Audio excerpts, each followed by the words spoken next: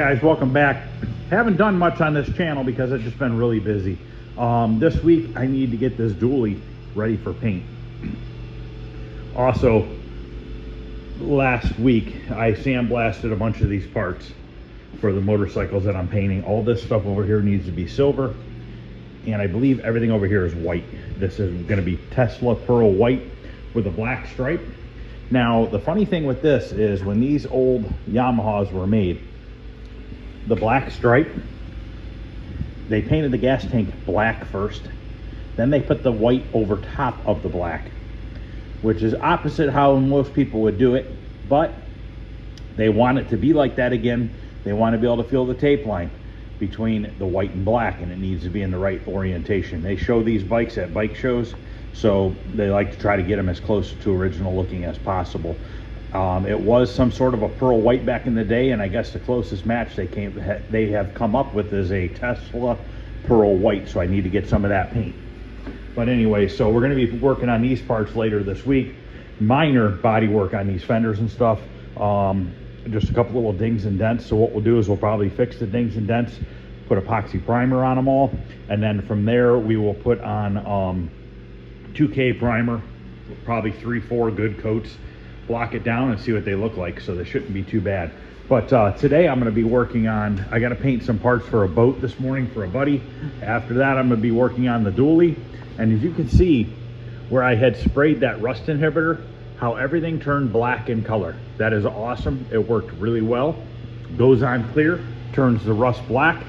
Even though I wire wheeled the crap out of that, you can still see how black that turned, which is fine. So what we'll do is we'll grind that down a little bit more with the DA sander, just feather in a little bit of icing onto those spots, and those will be good to go. A couple dings and dents I need to fix on the truck itself, and then I'll probably just maybe clean up the engine compartment and stuff today, get it ready. I plan on painting this in multiple times. I'm probably going to do the engine compartment and door jambs in one time. Then I'm going to paint the roof and back of the back of the cab in one time, and then after that we'll get it in the spray booth and shoot the sides. Now, if the weather holds out over the next week, I'm going to do the door jambs and everything outside. If it doesn't, we'll have to do it in the spray booth. The spray booth is not wide enough. So what I'm going to have to do is, if I have to do this in the spray booth, I'm going to have to take the truck and push it against one wall and only do 2 door jambs at a time. So I'd have to do the one side, let it dry, push it over to that wall, do the other side, let it dry, same thing. So it is what it is. We'll get it figured out. Problem is this truck is about the length of the spray booth. It's a very tight fit. I don't ever usually paint vehicles this big. This is probably the biggest vehicle I'll ever paint. Usually 59 Impalas is about the biggest vehicle I ever paint, and those fit in the spray booth just fine. But this is definitely on the large side. But we'll make it work. I mean, I might have to climb on the frame rails to get from one side of the truck to the other. I honestly have not measured it with the bed and everything off this truck to see what the length is. I think the spray booth is 22 or 23 feet long, and I know this truck is damn close to that. But we'll get it one way or another. So I'll be back later on to finish this video. We'll just do a little bit of body work up there. Some dust is going to get in the cab. I could put some paper, maybe I'll hang a little bit of plastic up there. I mean, I got to blow it out real good anyways. I already did once. A lot of the dust came right out. So I'll be back later and we'll start touching up some spots so that we can do some spot primering. Like here and stuff where I burn through, we'll spray a little bit of epoxy primer, because this very edge right here is bare metal. Everything else is just primer and paint. We got to sand down that chip from the doors hitting each other, excuse me. And you know, we'll just go around and hit anything that we need to with epoxy primer, and then we'll hit it with some 2K primer. So I'll be back later, guys. All right, I'm back. Both parts are all painted. They've been baked and they're gone. So those are all out of here. Now I'm going to work on these rust spots that I used that converter on. Now I need to do a little bit of icing, glazing putty, whatever you want to call it. We need to put a little bit of this on top to feather the bare metal back into the painted surface. But you want to make sure that you sand that rust converter first. I have some 180 grit on my DA. I'm just gonna lightly scuff it down because you want to roughen up that stuff that you put on there, because if you don't roughen it up and you just go ahead and put this stuff on there, I don't know that it's gonna stick, to be honest with you. I think they do recommend, doesn't really say on the can whether or not to sand before it, but it does say it is sandable before applying top coat. So in my eyes, that's the same thing. Now, I'm not gonna go crazy. I'm not gonna hook up my vacuum system and stuff because we're not doing a lot here. We're just gonna lightly sand this down. I'm actually gonna have to stand on my little stool here because the truck's a little bit too, it's so wide that it's kind of hard for me to reach. So I'm just gonna take this 180 with the DA and knock it down real quick. I'm actually gonna grab a mask. I know it shouldn't be real dusty, but better be safe than sorry. I don't really feel like breathing this stuff in, and not worth it. So basically what I want to do is sand these couple spots down. We're going to mix up a little bit of that glazing filler, put it on there, and I got a couple other spots I want to hit as well.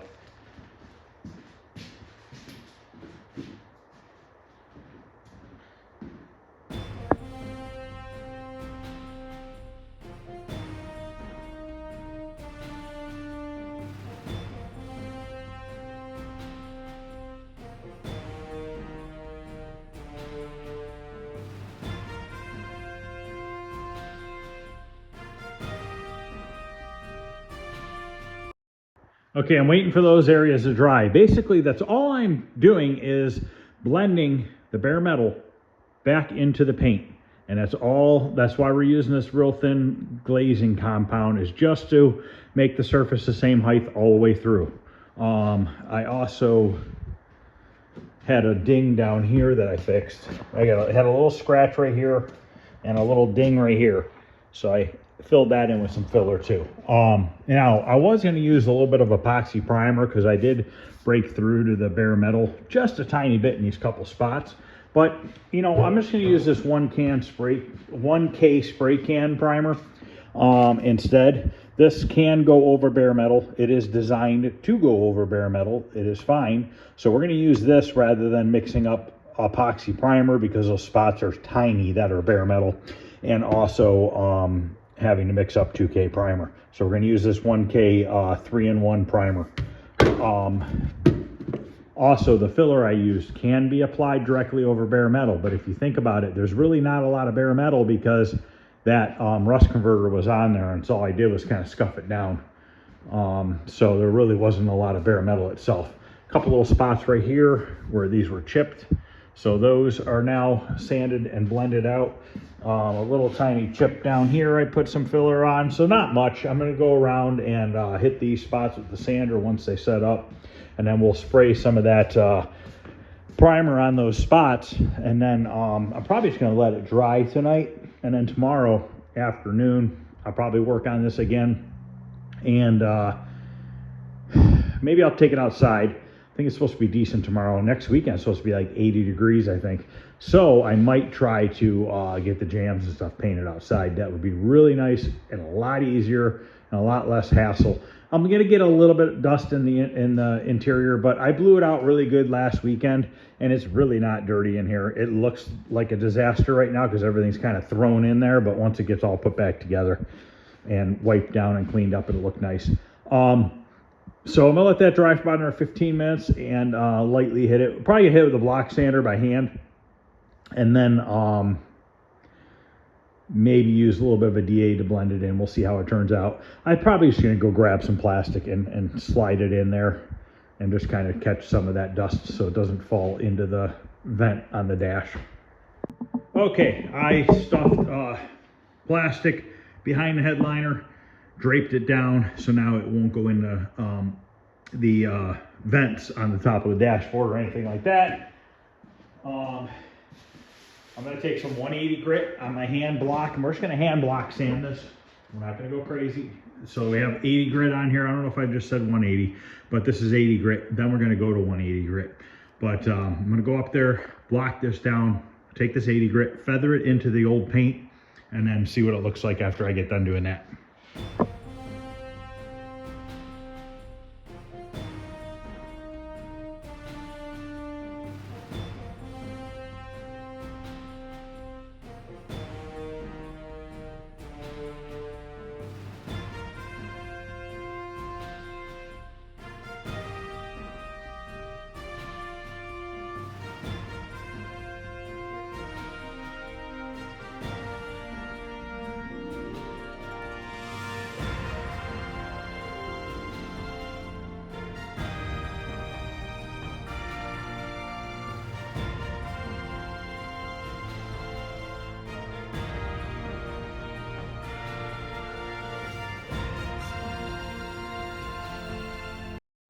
Okay, that sanded down extremely nice. It's nice and feathered into the body. As you saw, I hit it with 80 grit and then 180 grit. Now, if you notice, I've used, I always use, Velcro backed sandpaper. I do that because they call it hook and loop sandpaper. I do that because then I can switch from one piece to the other and not throw it away because it's sticky back and I need to peel it off to use a different grit. I blew off this and I blew off those other spots, and I did a little bit of a door adjustment while I was waiting for stuff to dry. The rear doors were sagging a little bit, so I adjusted them up a little bit. Just loosened the bottom 3 bolts on the hinge, lifted up on the door, tighten it back up, and that's all I needed to do. So now I'm going to spray a couple good coats of this 1K primer. So if anybody's doing little spots like this, this is a really good stuff. It works really well. It's made by Spray Max. It's a 1K 3-in-1 primer, and this is gray in color. They sell, I believe, black and possibly white. I'm not sure. But I'm going to put a couple good coats on here. Make sure that dashboard's covered up, and I want to get gray primer on the dashboard. I'm going to shake this stuff really well, and we're just going to spray a couple of good coats, and then let this dry for tonight. Tomorrow I'm going to be working on the jams some more outside, and probably, I don't know, I'm just going to keep sanding it until I get it to where I want it to be. And then after that we can get the jams painted, the roof and back wall and the firewall, and then the sides will be last.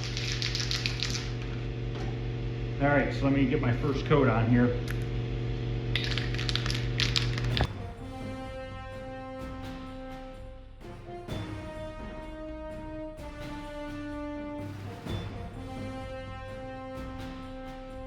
Okay, that's the first good coat. I'm gonna put 2 more coats on.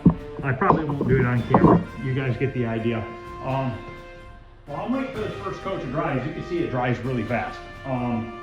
I'm gonna look up that. I haven't ordered it in a while, and I'm curious of what it is per can. I know it's not cheap, but the convenience of it is definitely worth it when you're doing small, little, dumb shit like this. Am I worried about the overspray on the rest of the truck? No, because I've already sanded it with 320, the roof and everything. So when I sand it again, this stuff with 320, we'll just sand it back into the overspray. If you know, it depends on how you're doing your repair. If you're repainting the whole vehicle, sand the whole vehicle first and then do this stuff, because your overspray that gets past your repair area is going to stick to that sanded material, and it's going to adhere properly. Now let's just say we ground this front edge here and we let the overspray go onto the shiny part of the truck, okay? And then it gets all over the shiny part of the truck. Well, then you take your 320 and you sand it down. If you don't get it all off of where it made it onto the shiny, smooth paint, and there's some left, you can have an adhesion problem in the future. So what could happen is this thing sitting out in the sun, and that layer of primer that is on that unsanded base coat or clear coat is going to lift, and then your paint and everything's going to lift with it. So I always try to sand way farther than I need to when it comes to blending it. Now, if you're just repairing this little area, and let's say you were going to blend the roof and then blend the clear out in the roof, what I would have done at that point is put paper down, okay? I would have put paper down about a foot back from my sanding area, and I would have covered that whole roof so that I didn't get overspray on those areas, because obviously I would want to blend the color into the roof. And if you have black or gray speckles, once again, now you're trying to blend white over speckles, and if you don't get them all, then you have black, gray speckles in your white paint job. So that's pretty much it. That's all I'm going to do on this today. I wanted to get these couple areas knocked out. I wanted to get the rear doors adjusted enough to where the strikers are not in the doors yet. So what was happening before was when you shut the back door, especially on the passenger side, when the back door shut, and that's why there was chipping up there. This door was hitting the front door when it shut. So if you went to shut this back door by itself first, you would hit the front door. Now we have room. It's still sagging a little bit, and I think I can get that out by loosening the top hinge. So I'm probably going to loosen the top hinge, lift the door up a hair more just to get this up a little higher. Now, the funny thing about this truck is these rear doors never lined up as good as the front doors did. So the front doors, this lip always was really nice. This back here was always kind of out of shape. And it always had this weird rounded edge right here. But the door used to swing this way originally, so I don't know. I mean, I just don't think the fitment wasn't the greatest from the factory. So I think what happened was when we did this a long time ago, we kind of just put the doors exactly back to where the factory was, but obviously we suicided them. And maybe at that point we should have maybe spent a little bit more time with the hinge pockets and stuff like that. But this is 20 some years ago, 25 years ago, something like that. And you live and learn. You don't know all this stuff, especially back then. As you do it longer in life, you start to realize, you'll have different ways of doing things. You'll have different ways of looking at things. As far as 20, 25 years ago, you looked at it one way and you're like, all right, this is how I'm going to do it. Nowadays, I look at it and I'm like, I could do it this way. I could do it that way. Or maybe I should try it this way.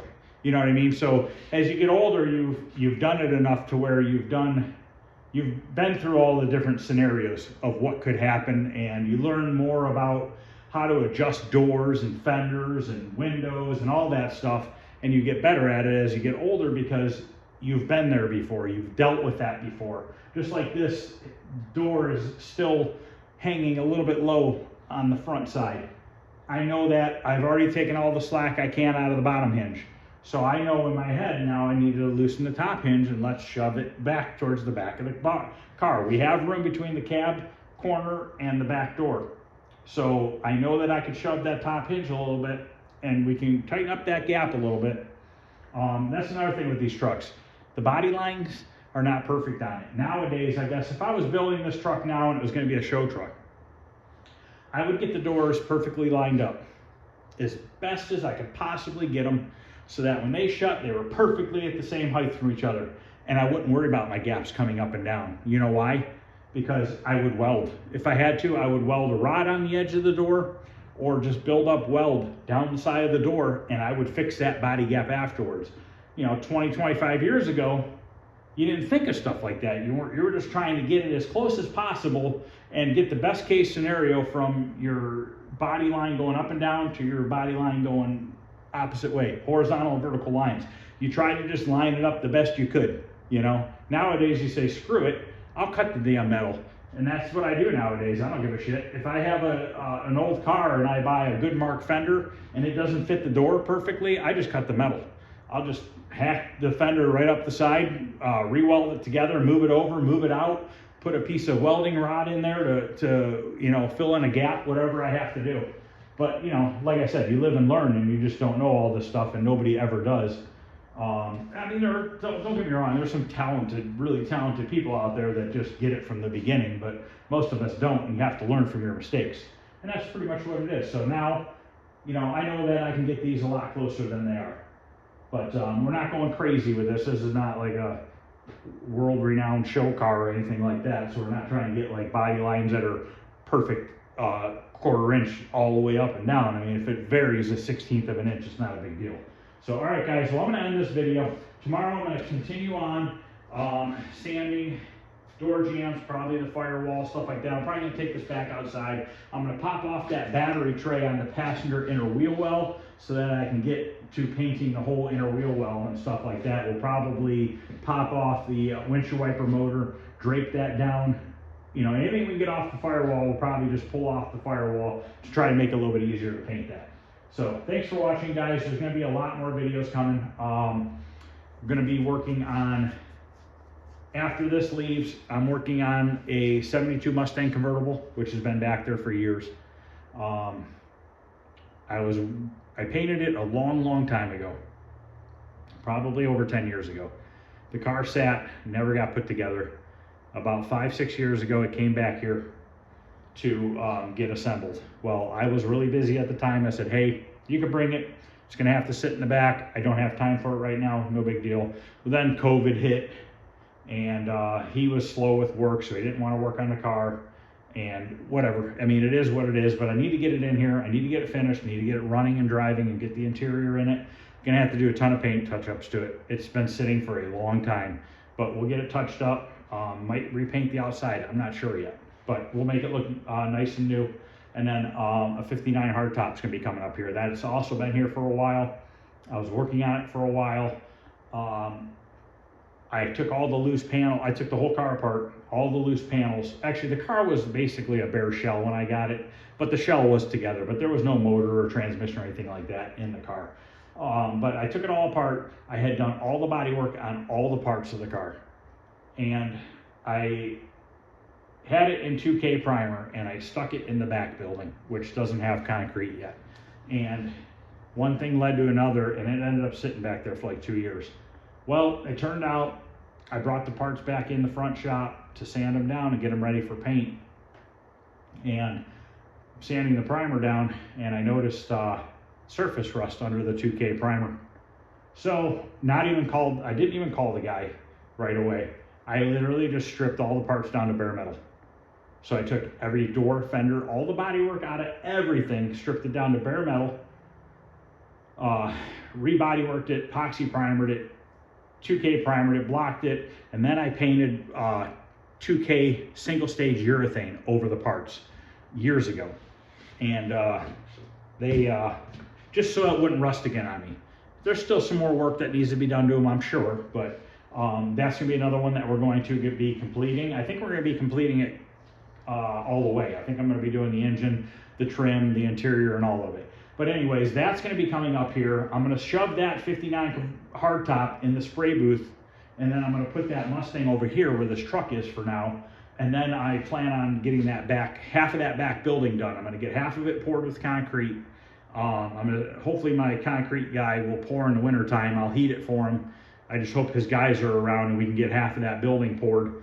Because then once I get that finished up, I can kind of move cars around. I could fit 3 cars over there in the first half of the building comfortably and be able to assemble them. That's going to be all assembly over there. So basically once the bodywork and paint is done, it's going to go over to there in one of those first 2 bays for assembly work.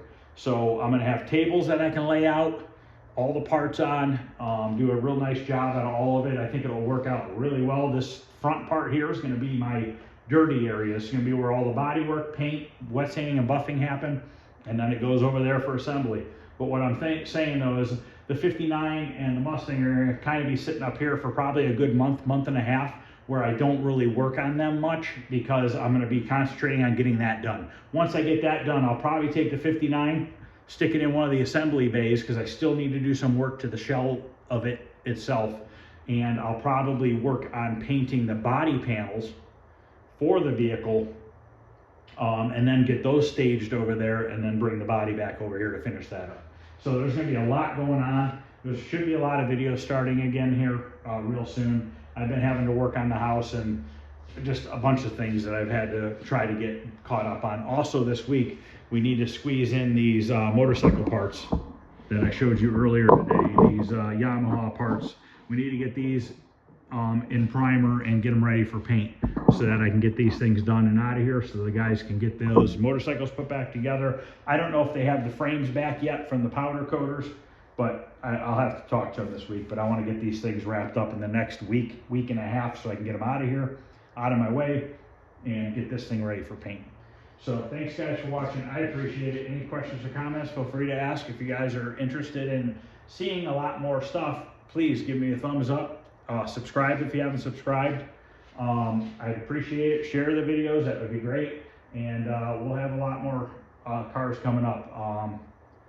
My buddy's always buying cars and selling cars, so once I get this shop caught up and some of these old projects gone, and I have half of that back building done to where I have an area, a clean area, it's going to be going a lot better, a lot easier for me, and a lot more stuff will be getting done because I have an area for assembly and an area for dirty area.